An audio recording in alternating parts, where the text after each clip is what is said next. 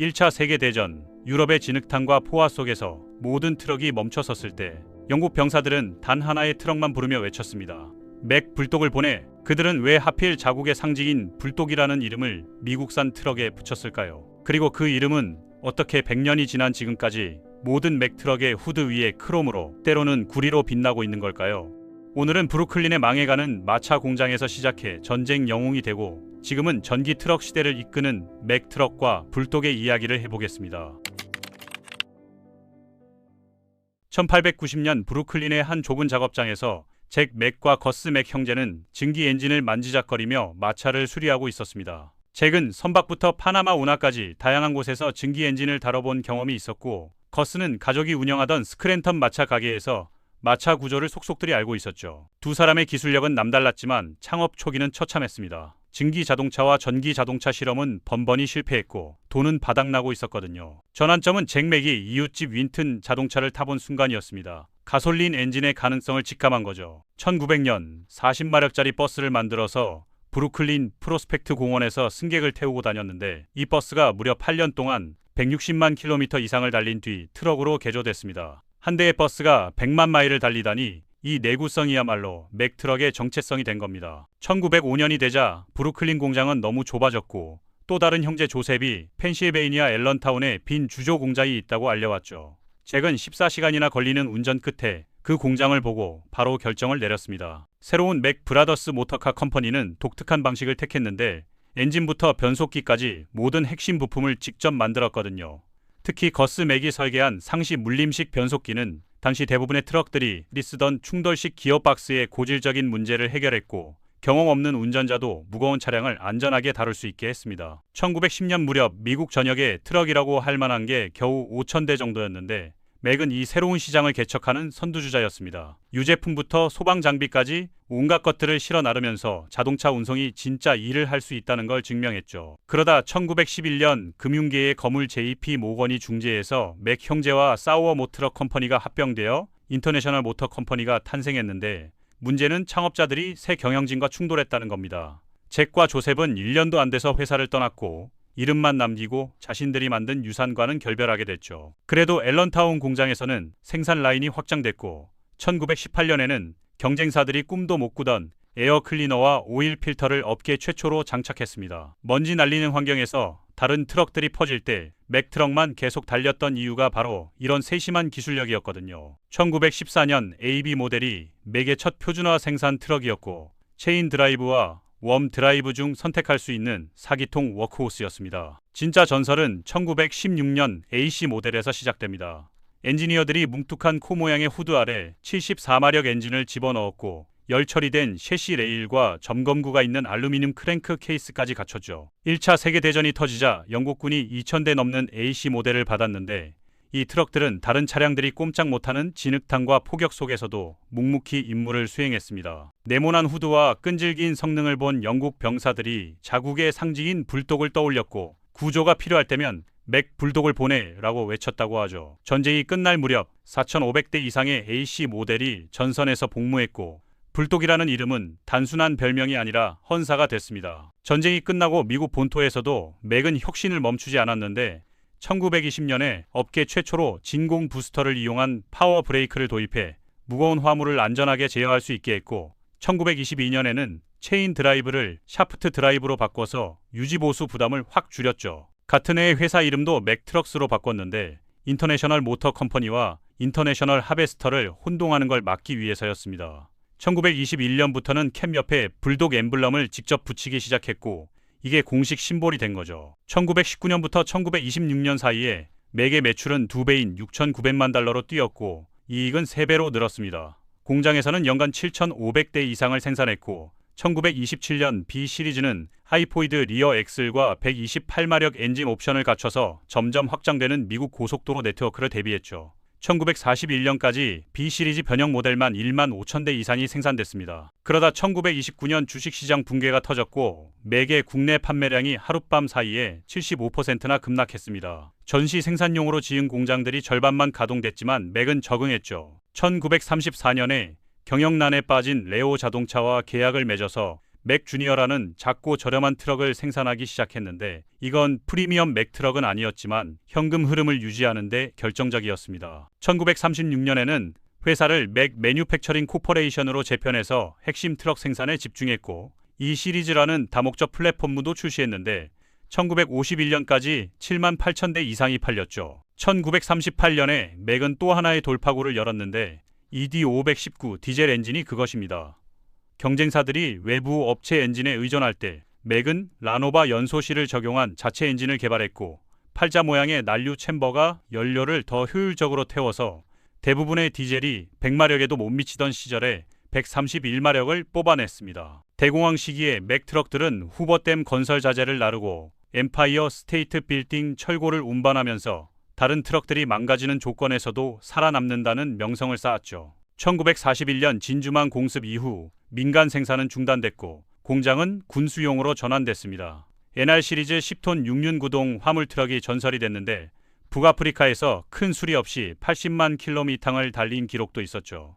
어떤 병사는 자기 맥트럭이 적의 포화 속에서 고립된 호송대를 끌어냈다고 회상하기도 했습니다. 맥은 셔먼 탱크용 변속기도 만들었고 징집된 남성 노동자를 대체하기 위해 수천 명의 여성을 고용했죠. 1940년부터 1944년 사이에 군용 트럭만 1만 5천 대 이상을 생산했고 총 3만 5천 대의 차량과 부품을 연합군에 납품해서 육해군 공동 우수상을 받았습니다. 1945년 종전 후 맥은 공장을 재전환하면서 밀려드는 민간 수요에 대응해야 했는데 버스 생산을 즉시 재개해서 연말까지 92대가 제작 중이었죠.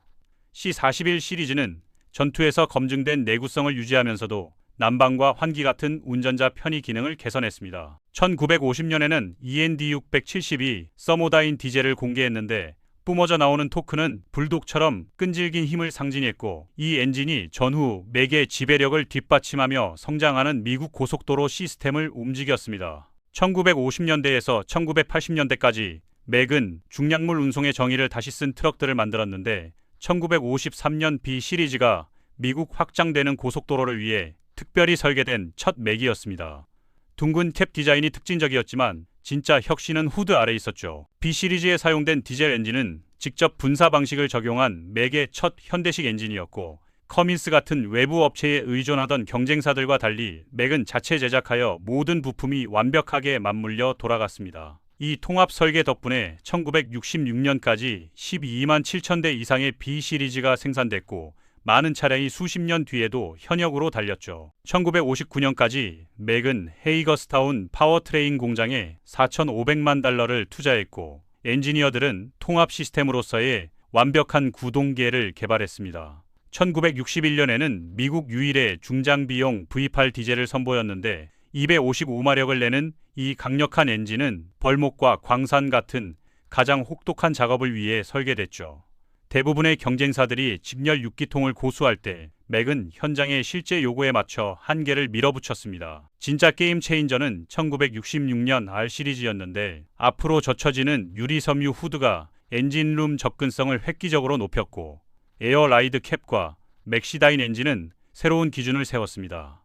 맥시다인은 출력 곡선을 평탄하게 만들어서 전 범위에 걸쳐 일정한 토크를 전달했고 운전자들은 끊임없이 기어를 바꾸지 않고도 언덕을 오를 수 있었죠. 이전에는 장거리 운송업자들이 파워밴드를 유지하려고 10단이나 13단 변속기에 의존했는데 맥의 설계는 5단이나 6단만으로도 효율적으로 작동해서 경쟁사들이 디젤 설계를 다시 생각하게 만들었습니다. 1970년이 되자 미국 대형 트럭의 20% 이상이 맥이었습니다. 1970년대에는 석유 위기와 배출 규제에도 맥은 적응했고 1977년에 슈퍼라이너를 내놓으면서 강력하게 돌아가는 엔진을 위한 대형 라디에이터에 거대한 그릴을 장착했죠. MC와 MR 시리즈는 쓰레기 수거 같은 도시 용도를 석권했습니다. 이런 혁신에는 자금이 필요했고 1979년에 르노에게 20% 지분을 매각하게 됐죠. 1980년대는 맥에게 갈림길이었는데 금리가 18%까지 치솟고 경기 침체가 닥쳤으며 노후화된 앨런타운 공장은 현대 경쟁사들을 따라가기 힘들었습니다. 수작업 도장과 낡은 장비로는 경쟁이 안 됐죠. 1983년에 맥이 상장해서 자본을 조달했고 르노 지분이 40%로 확대됐지만 더 깊은 문제는 해결되지 않았습니다. 1989년 맥은 1억 8,500만 달러라는 기록적인 손실을 냈고 다음 해 르노 베이클 앵디스트리엘이 주당 6달러 25센트에 완전 인수했죠. 르노 경영진은 즉각적인 변화를 가져왔는데 캐나다 공장 폐쇄, 노동력을 1만 3천 명에서 7천 명으로 감축, 금융 부문 매각 등이었죠. 그래도 5년 안에 노동자당 생산성이 연간 2.5대에서 4대로 뛰었고 구조조정의 효과가 입증됐습니다. 혼란 속에서도 맥은 혁신을 밀어붙였는데 1982년 MH 울트라라이너는 강철 케이지로 보강된 전체 유리섬유 캡을 적용해 일반 강철보다 30% 가볍고 부식에도 강했죠. 1988년 CH 시리즈는 북미 고속도로 화물 시장을 겨냥해서 설계됐고 앞쪽으로 후퇴한 전방 엑셀이 중량 배분을 개선해 장거리 운송에 이상적이었습니다. 1990년에 VMAC 시스템이 등장했는데 이 컴퓨터화된 엔진 관리 시스템은 차량 운영업체들이 특정 노선과 화물에 맞춰 성능을 프로그래밍할 수 있게 했죠. 1998년에는 전자 유닛 펌프가 기존 분사 펌프를 대체해서 각 실린더를 개별 제어하면서 효율을 높이고 강화된 배출 기준도 충족했습니다. 국내 시장이 축소되면서 글로벌 확장이 중요해졌는데 호주 리치랜즈 공장은 1994년에 연간 852대로 최대 생산량을 기록했고 브리즈번의 우핸들 생산 라인이 45개국에 공급했으며 베네수엘라 사업은 남미 입지를 강화했죠. 1998년까지 해외 매출이 54% 성장해서 맥은 미국 중량 트럭 수출업체가 됐습니다. 2000년 12월 볼보가 18억 달러에 맥을 인수했을 때 이건 단순한 기업 거래가 아니라 독립적인 미국 아이콘이 스칸디나비아의 지원을 받는 글로벌 기업으로 변모하는 시작이었습니다. 이 거래로 르노도 볼보 트럭 부문에 20% 지분을 갖게 됐고 맥은 첨단 기술과 국제 시장에 접근할 수 있게 됐죠. 2008년에는 본사를 100년 넘게 함께했던 앨런타운에서 노스캐롤라이나 그린즈버러로 옮겼는데 이건 볼보 트럭스 노스 아메리카와 경영진을 나란히 배치하면서도 펜실베이니아 생산 기반은 유지하는 전략적 결정이었습니다. 21세기 맥의 핵심 도전은 전동화였는데 강화되는 배출 규제가 디젤 엔진 개발 비용을 올렸지만 맥은 결단력 있게 대응했죠. 2021년 12월에 LR 일렉트릭이 데뷔했는데 완전 전기 쓰레기 수거 트럭으로 448마력의 연속 출력과 5,500Nm의 즉각적인 토크를 전달했습니다. 경쟁사들의 시제품과 달리 첫날부터 양산 준비가 된 상태였죠. 뉴욕시 위생국 직원들은 이 트럭이 토크에서 디젤 모델을 능가하고 거의 무소음으로 작동한다고 보고했는데 전동화가 신뢰성을 희생하지 않고도 성능을 향상시킬 수 있다는 걸 증명한 겁니다. 2017년 앤섬 고속도로 트랙터는 볼보의 글로벌 설계에서 영감을 받은 연비 개선과 운전자 편의 기능을 도입하면서도 맥의 투박한 미학은 유지했고 2025년 파이오니어는 여기서 더 나아갔죠. 공기역학적 프로파일이 연비를 11% 향상시켰고 새 MP13 엔진은 505마력을 더 효율적으로 뽑아냅니다. 공격적인 윈드실드 각도와 선택 사양인 디지털 미러가 1%의 추가 연비 향상에 기여하는데 디젤 가격이 불안정한 상황에서 결정적인 우위가 되죠. 재배치된 불독 엠블럼은 이제 에어 인테이크 사이에 통합되어 기능적 요소이자 맥의 유산에 대한 경의를 표합니다. 가드독 커넥트 시스템은 2010년대 초에 출시되어 트럭을 실시간으로 모니터링하면서 고장이 발생하기 전에 운전자와 서비스 센터에 잠재적 문제를 알립니다. 2024년제 20만 대 이상의 맥 트럭이 이 네트워크에 연결되어 있고 그린즈버러의 맥 업타임 센터에서 기술자들이 원격으로 문제를 진단하고 선제적으로 수리팀을 파견하죠. 마이맥 앱은 운전자들이 원격으로 유체 수준을 확인하거나 캡을 예열할 수 있게 해주고 무선 업데이트로 딜러 방문 없이도 소프트웨어가 최신 상태를 유지합니다. 불독 엠블럼의 역사도 특별합니다.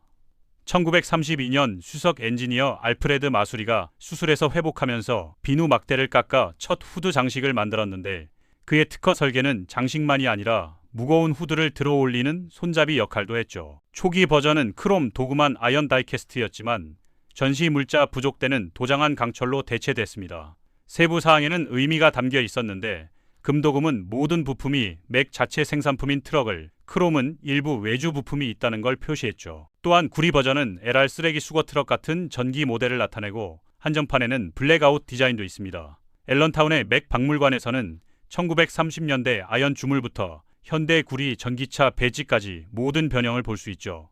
1930년대 원본 제품은 경매에서 200다 이상에 거래됩니다. 브루클린의 나무 마차에서 오늘날의 전기 세미 트럭까지 맥의 여정은 미국 산업 발전을 그대로 비춥니다. 엔진도 재료도 심지어 소유권도 바뀌었지만 원래의 강인함은 그대로죠. 다음에 불독 엠블럼이 장식된 맥 트럭이 지나가는 걸 보면 자세히 보세요. 저건 그냥 트럭이 아니라 끈기의 상징이니까요.